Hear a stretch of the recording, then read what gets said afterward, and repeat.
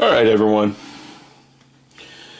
T-Rex, I put a layer of Bondo glazing and spot putty on him. Now, what I've been doing to remove it, believe it or not, is a brass brush. That is a brass brush. This vinyl is so hard that I can literally run the brass brush across the vinyl without damaging it, and it's removing a fine layer of the Bondo. It's actually doing a really good job of removing that Bondo without hurting the dinosaur model. Now there's going to be spots where I have to fix things, but it's doing a pretty good job of it. And you can see I'm not hurting that. And same thing on this side.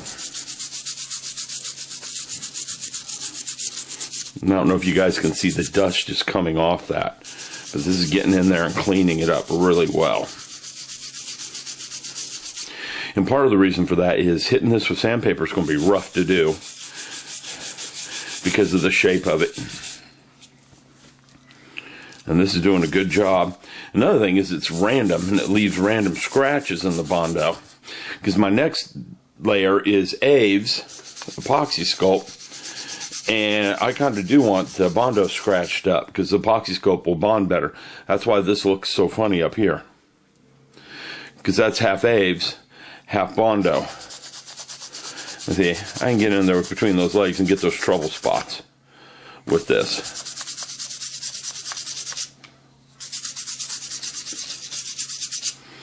And again, my next round is to hit it with some Aves. Okay? And you can see how that's removing it. And it's bringing out the detail that was originally there. And that's what I'm trying for here. I'm trying to fill the seam and not destroy the texture. And sanding, unfortunately, would destroy the texture. So we're not sanding. Okay? So there you go. That's how I've been approaching the seams. I start with a layer of Bondo. I hit it with a brass brush. And then a layer of Aves. And I'm going to reiterate how I get the texture back when I hit the Aves in the morning.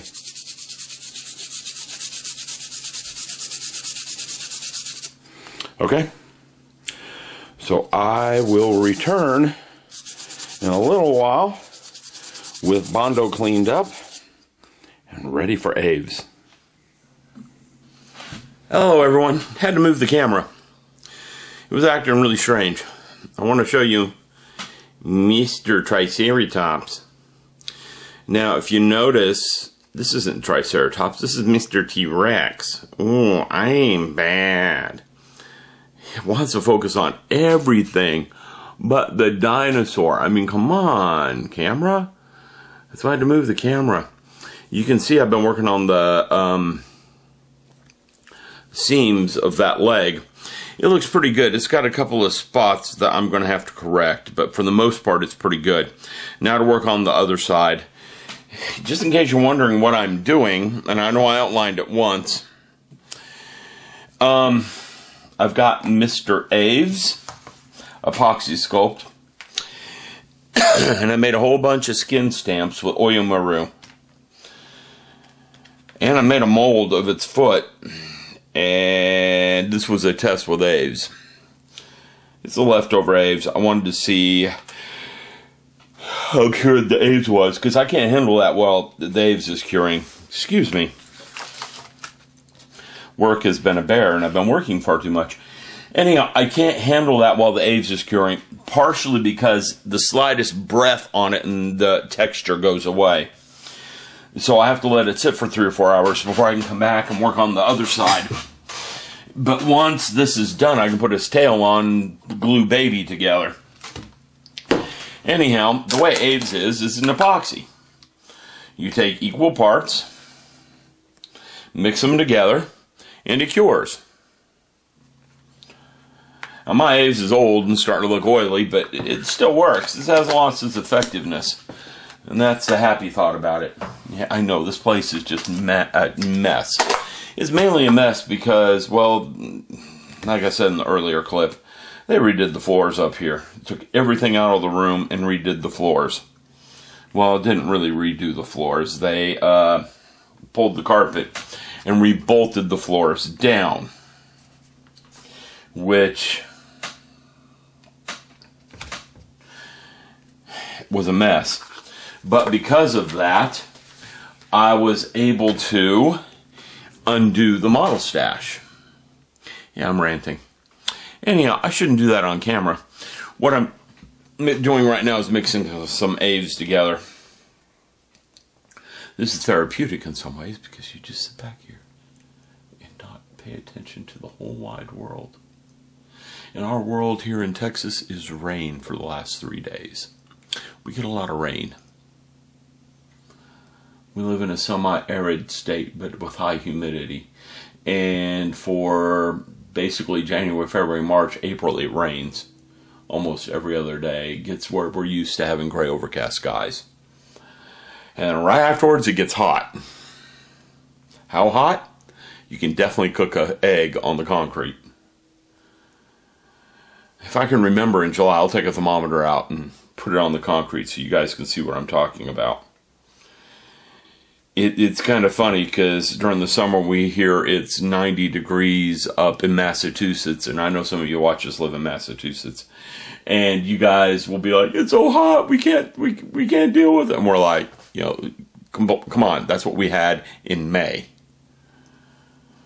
On the flip side, it gets cold here and the world shuts down. So it's all really dependent upon what you're used to, I think. You guys are used to the cold, you're not used to the heat. We're used to the heat and not the cold. So it's the flip side.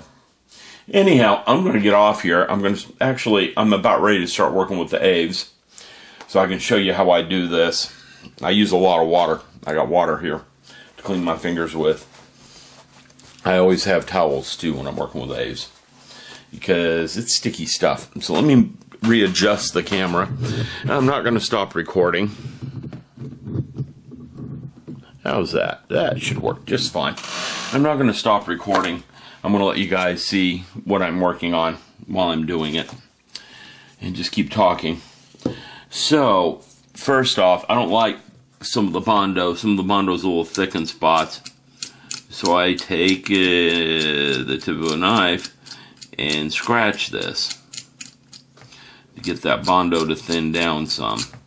Now, you might ask yourself, why did I put the Bondo on here in the first place? That is a good question. Why did I put the Bondo on here in the first place? I don't rightly know. Part of it's because that's how I did the arms. Part of it is the Aves doesn't like sticking to stuff. So we have some issues there alone.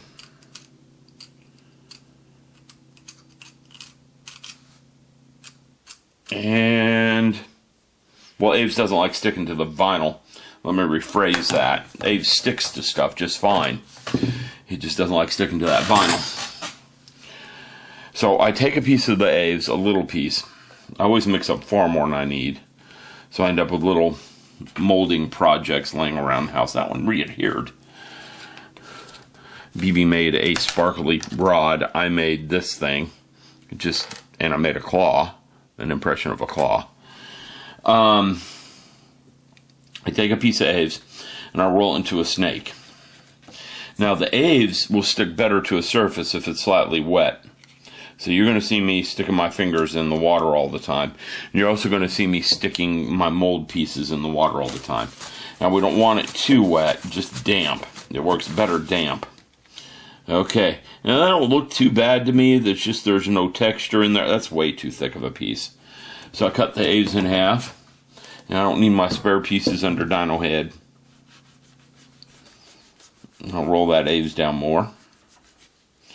Okay, now that's not too thick. And I put it on there, over the seam, like so. And you notice it likes to stick to my fingers. It's because my fingers are dry. When you're wet, it won't stick to your fingers. So that's why I get things wet all the time. Now, that almost looks fine because there's some folds there. See where the skin's bunched up for his tail?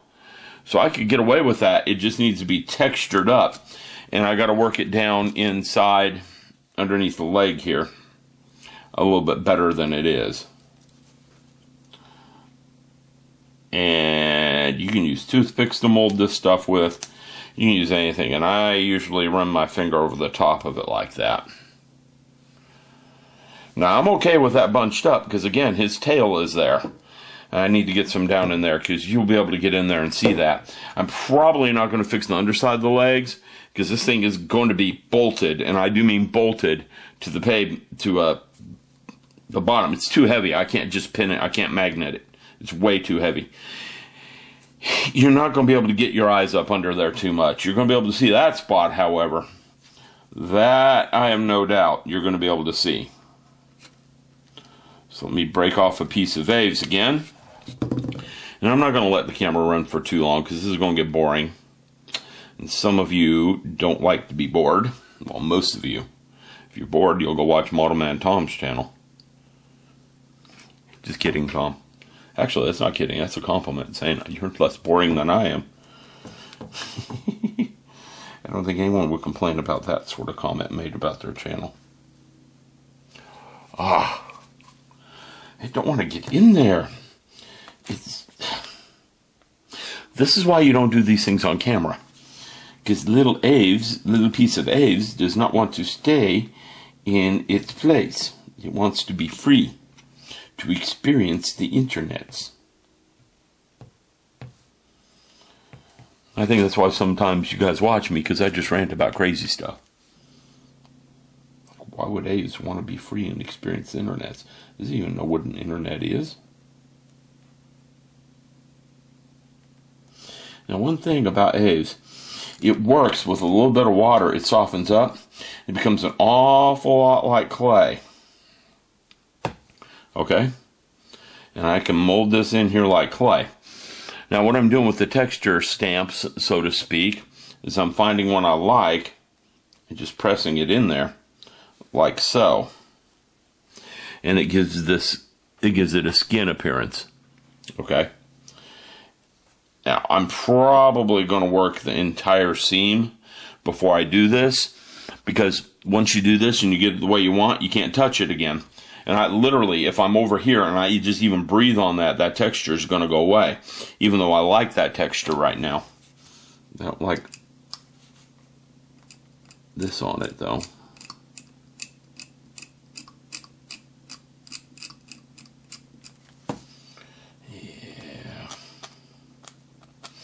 There we go. Anyhow, you guys get the idea. I'll come back in a little bit and do some more of that texturing and show you how the texturing works. Okay?